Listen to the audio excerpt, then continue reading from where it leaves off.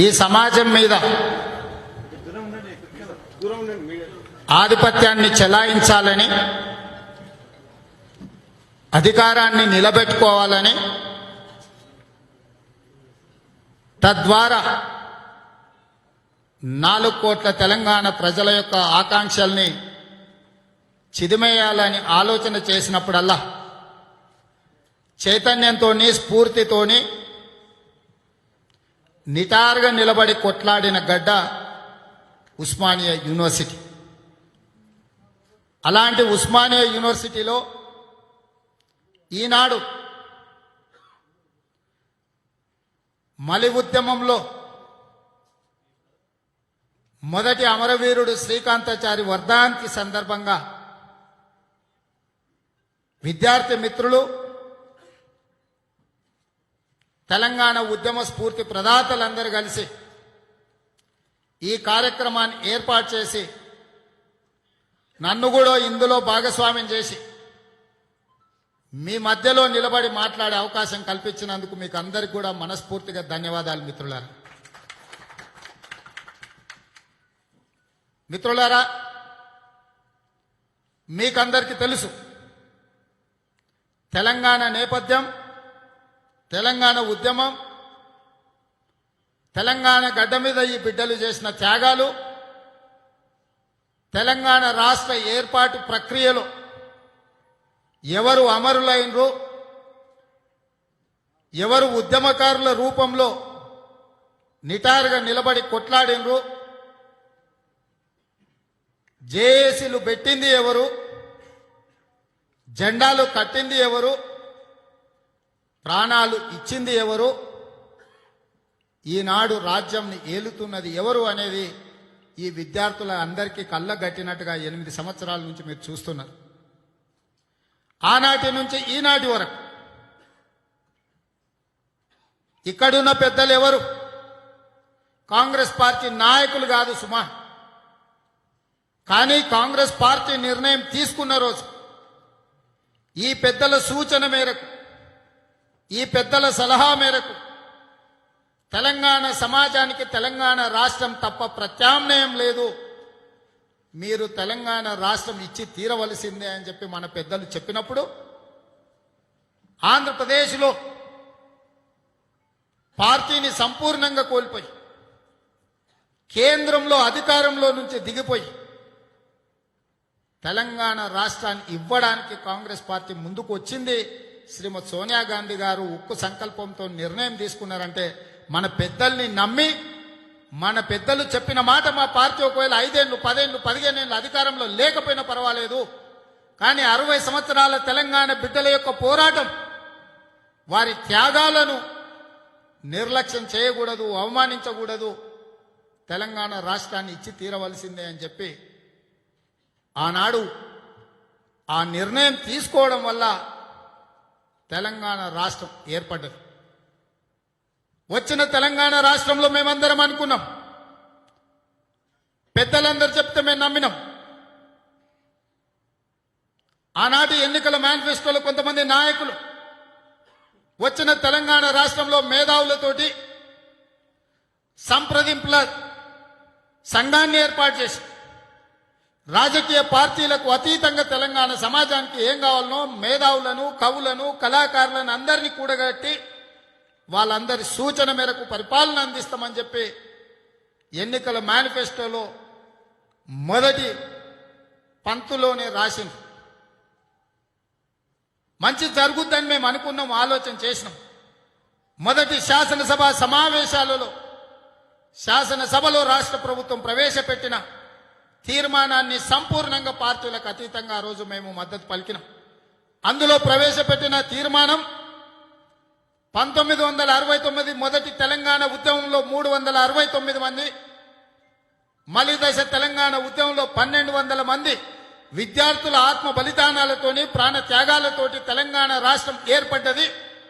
మొట్టమొదట కుటుంబాలను గుర్తించి సముచితమైన గౌరవం కల్పించి ప్రతి కుటుంబానికి ఒక ప్రభుత్వ ఉద్యోగం ఇచ్చి 10 లక్షల రూపాయల ఆర్థిక సహాయాన్ని అందించి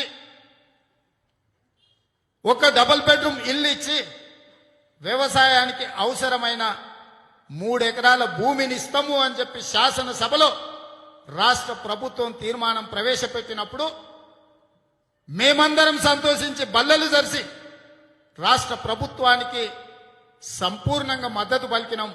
ఆ మద్దతు పలకడానికి కారణం రాజకీయ పార్టీల నాయకులు కాదు, తెలంగాణ బిడ్డల యొక్క త్యాగాలను, ఆ త్యాగాల విలువను భవిష్యత్ తరాలకు తెలియజెప్పే విధంగా కుటుంబాలకు గౌరవం ఉండాలి, గౌరవించే నిర్ణయం ఏది తీసుకున్నా మేము అండగా నిలబడాలి అని చెప్పి ఆనాడు మేమందరం సంపూర్ణంగా మద్దతు పలికినాం. నేను అడుగుతున్నా ఇక్కడున్న మా మిత్రులను, పీజీలు పిహెచ్డీలు చేసే మీరు ఇవాళ ఆలోచన చేయండి. ఆనాడు 1569 మంది బిడ్డల త్యాగాల పునాదుల మీద తెలంగాణ రాష్ట్రం ఏర్పడ్డదని శాసనసభ సాక్షిగా మాట్లాడిన రాష్ట్ర ప్రభుత్వం 8 సంవత్సరాలు పూర్తి చేసుకొని శ్రీకాంతాచారి 13వ వర్ధంతి చేసుకుంటున్న సందర్భంలో 550 మంది కంటే ఎక్కువ మందిని అమరవీరుల కుటుంబాలను గుర్తించలేదు. గుర్తించిన వాళ్ళ మీద ఇచ్చిన జీవోలల్లా అడ్రస్ నాట్ నోన్ అని రాసింది. ఇంతకంటే దుర్మార్గం, ఇంతకంటే అవమానం, అన్యాయం ఎక్కడన్నా ఉంటుందా అని చెప్పి మా మిత్రులను అడుగుతున్నా. 9 సంవత్సరాలు తెలంగాణ రాష్ట్రం పూర్తి చేసుకుంటున్న సందర్భంలో తెలంగాణ రాష్ట్రం కోసం నిటారుగా నిలబడి అగ్గిపుల్ల గీస్తే చేయగలుగుతానే అమ్మా అని అరిసే సందర్భం అరుస్తాం మనం. అలాంటిది నిటారుగా నిలబడి పెట్రోల్ పోసుకొని తగలబెట్టుకొని దగదగ మండుతుంటే కన్న తల్లిదండ్రులు సొంత ప్రాణమో గుర్తు రాకుండా జై తెలంగాణని నినదించి, ఒకవేళ ఇప్పుడు నేను మళ్ళీ బతుకుతే మళ్ళీ తెలంగాణ కోసం ప్రాణాలను అర్పిస్తా అని చెప్పిన శ్రీకాంతాచారి రాష్ట్ర ప్రభుత్వానికి గుర్తు రాలేదా అని చెప్పి నేను అడుగుతున్నా.